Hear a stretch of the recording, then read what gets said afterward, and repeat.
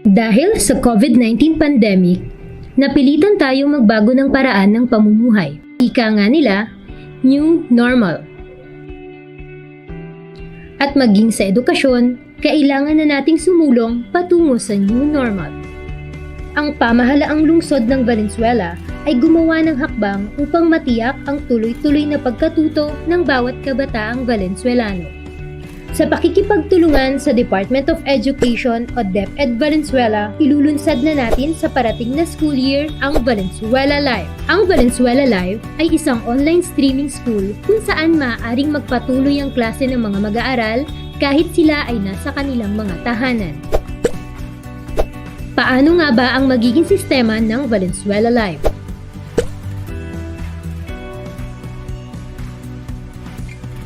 Enrollment. Sa buong buwan ng Hunyo hanggang sa ika-15 ng Hulyo 2020 ay isinagawa ang K-12 enrollment sa lahat ng pampublikong paaralan sa Valenzuela City. Nagpatupad ang DepEd Valenzuela ng mga sistema ng enrollment kung saan hindi na kailangan lumabas ng tahanan ang mga estudyante. Learning Pockets. Gumawa ang DepEd Valenzuela ng mga learning materials tulad ng modules, worksheets, at study guides na naaayon sa most essential learning competencies. Ipapamahagi ang mga ito sa bawat mag-aaral sa iba't ibang paraan. Internet Connectivity. Humigit kumulang 130,000 ang enrollees sa elementary at high school sa Valenzuela City para sa school year 2020 to 2021. At ayon sa isinagawang survey ng DepEd Valenzuela, tinatayang 22,000 sa mga ito ang walang smartphone.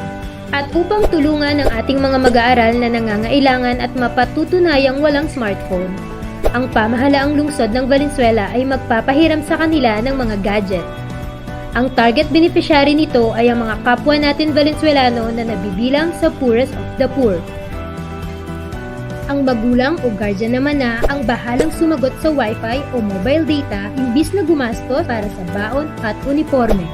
Streaming School. Kung dati ay harapan ng diskusyon ng guro at mga estudyante sa loob ng classroom, ngayon ay tablet o smartphone na lang ang magiging kaharap nila. Lahat ng leksyon ay ituturo ng mga guro sa pamamagitan ng video streaming na maaaring mapanood ng kanilang mga estudyante sa kanilang mga gadgets. Ang Valenzuela School of Mathematics and Science o VALMASAI ay gagamitin bilang off-site classroom. Dito isasagawa ng mga guro ang live streaming ng mga klase.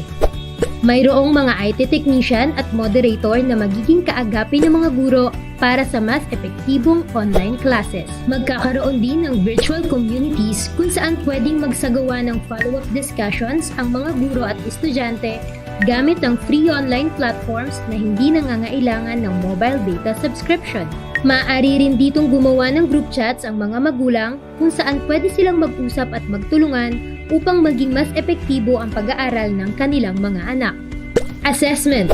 Ang mga estudyante ay kailangang bumuo ng portfolio kung saan ilalagay ang lahat ng ginawa nilang pagsasanay na susuri sa kanilang mga natutunan. Ang portfolio na ito ang pagbabasihan ng kanilang magiging grado. Ang pagbibigay ng marka o grado ay ibabatay sa panuntunan na ilalabas ng DepEd. Ngayong new normal, walang kabataang Valenzuelano ang maiiwan. Kaya tayo na Valenzuela, magbalik eskwela na sa tulong ng Valenzuela Live.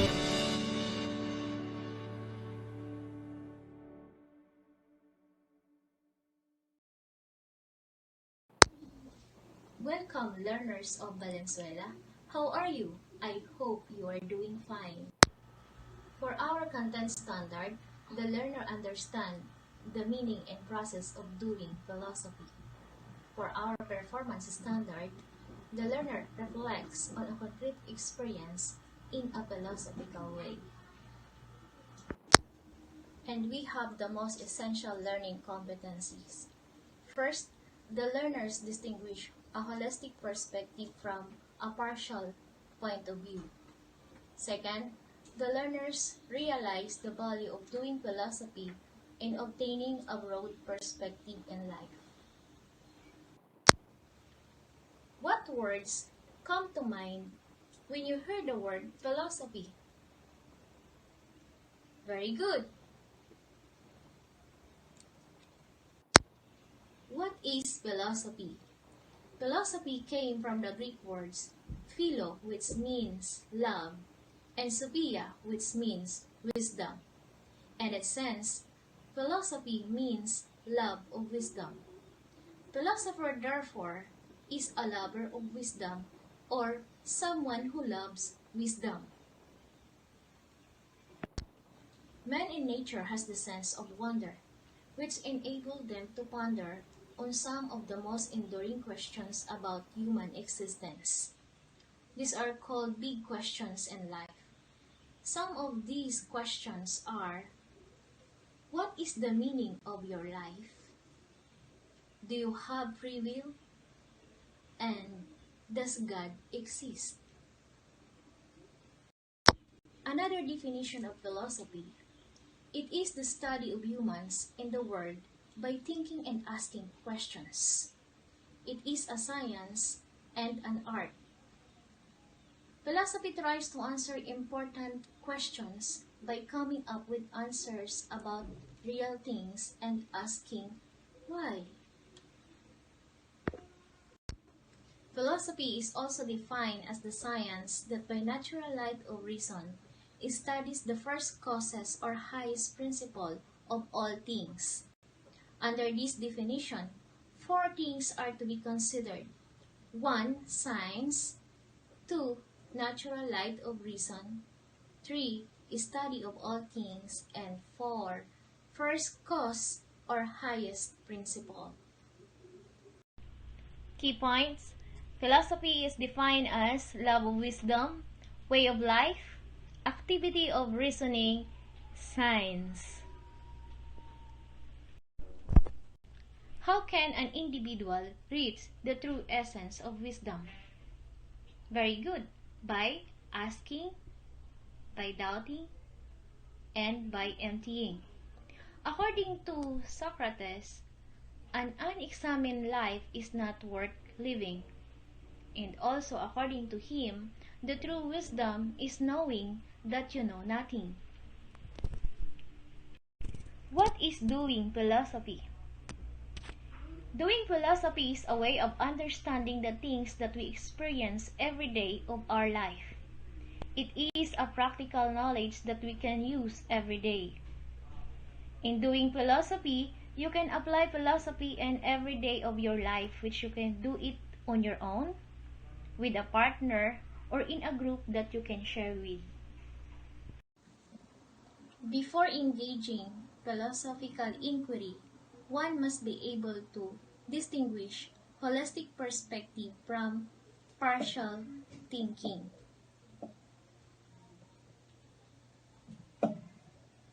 In explaining this, I'll give you an example. Rhea's children had a fight and the younger son cried. Here are the 2 possible responses. Response A: Rhea scolded the older son without hearing his side of story. Response B: Rhea listened to both her children's stories before making a conclusion. Which do you think is a more desirable response? If we're going to associate it with our lesson, response A is an example of partial thinking. So in here, the individual just focuses the attention on a specific area or aspect of the problem in order to understand it. If your answer is response B, then we are talking about the holistic perspective. So in order to understand better, let us scrutinize the 2 perspectives. Holistic perspective: it looks at all aspects of the given problem or situation. All aspects are given importance when making conclusions. All aspects are tied together to form general overview of the problem or situation. In partial point of view, looks at only limited number of aspects of the given problem or a situation. Conclusions are made based on considering some, but not all sides of the problem or situation. So it's like when a doctor diagnoses his patient's illness, he will just ask the patient about his physical symptoms, and he will prescribe an appropriate medicine onto it. But when he uses holistic perspective, he will not only depend on the symptoms that the patient is experiencing, but will also try to dig deeper into the lifestyle or the background of the patient. And that's the time that he can conclude and prescribe the appropriate medicine. Between the two, which do you think is being used in philosophy? Okay, very good. If your answer is holistic perspective, then you are correct. In the process of doing philosophy, it is important to understand the holistic perspective, that is looking at all sides of the problem before making a conclusion. Now, I want you to think of this situation. How do you usually react when somebody has gone viral because of some scandalous acts? Do you condemn them or usually reserve your judgment until you get all the facts? If you were to use the holistic perspective, which of the two will be your reaction? Remember, holistic perspective does not only encourages us to be critical, but also to be more considerate in dealing with others. So here's some words to ponder.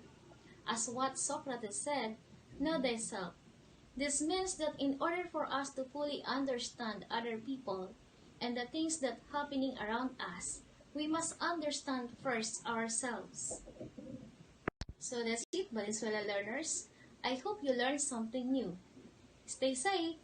God bless.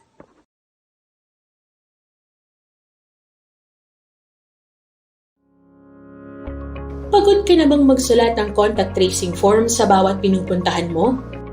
Natatakot ka bang mahawa dahil sa panulat na ginamit mo? Nangangamba ka ba para sa iyong data privacy? Higit sa lahat, may saysay nga ba ang mga pinagsusulat mo? Upang bawasan ang ating alalahanin sa tuwing magtutungo sa mga establishmento ngayong meron pa ring COVID-19 pandemic, ay ginawa nating mas madali ngunit mas maiting ang ating contact tracing sa Valenzuela City. Narito na ang Valenzuela Contact Tracing App o ang Valtrace. Sa pamamagitan ng Valtrace App, hindi na kailangan pang magsulat sa contact tracing form sa bawat pupuntahang establishmento.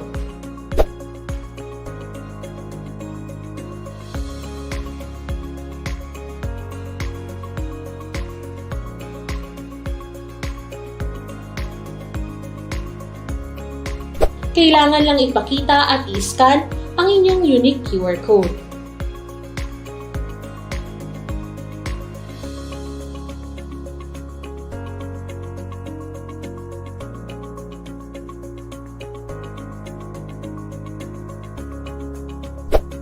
Ang record ng inyong mga napuntahan ay direktang maitatala sa database ng ating Mega Contact Tracing Center na magiging malaking tulong para sa mas masinsinang contact tracing. Paano ba gamitin ang Valtrace app? Step 1. Mag-log on lang sa valtrace.appcase.net.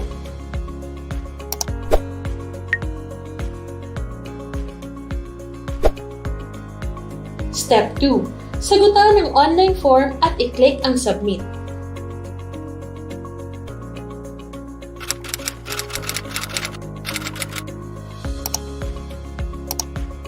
Step 3. I-generate ang inyong QR code at i-save sa mobile phone. Maaari din itong i-print. Narito ang ilang paalalang dapat tandaan. Simula September 12, 2020 ay pwede nang i-download ang inyong QR code.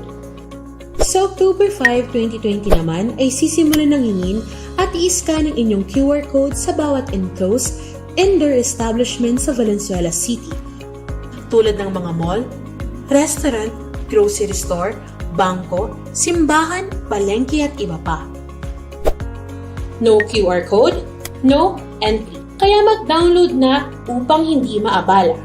Ang serbisyong ito ay libre at pwedeng gamitin taga Valenzuela ka man o hindi. Bawat isang QR code ay para lang sa isang tao, kaya dapat ay may sariling code ang bawat individual na papasok ng establishment. Kailangan pa rin palaging dalhin ang quarantine pass sa tuwing lalabas ng tahanan. Ang QR code ay kakailanganin lamang tuwing papasok ng establishmento.